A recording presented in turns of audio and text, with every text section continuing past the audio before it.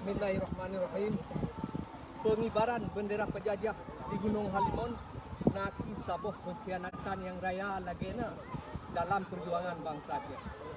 Proklamasi yang kali wali pegot kaji hina, kaji khianati darah urung syidro ni yang kahro ka dianggap hana, nyawang urung syidro ni yang ka menggulai dalam gele dicoba di dengan tinta merah MOU tingginya.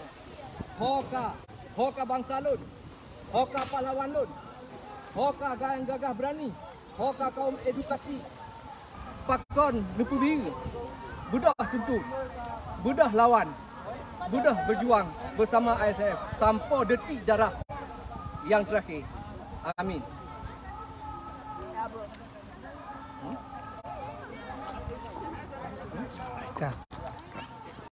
Anaknya lain lah maksudnya nah.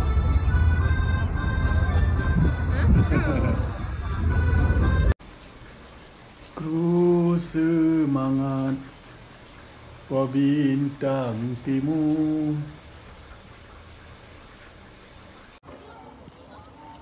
Bismillahirrahmanirrahim.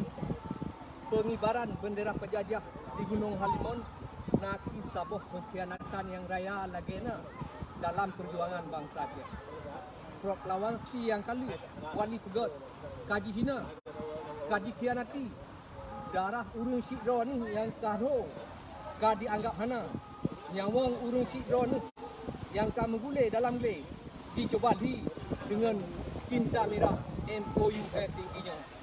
Hoka bangsa lun, hoka pahlawan lun, hoka yang gagah berani, hoka kaum edukasi, pakon lupu biru, budah tuntun, budah lawan, budah berjuang bersama ISF sampai detik darah yang terakhir.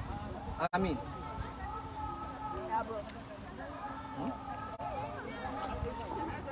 Assalamualaikum.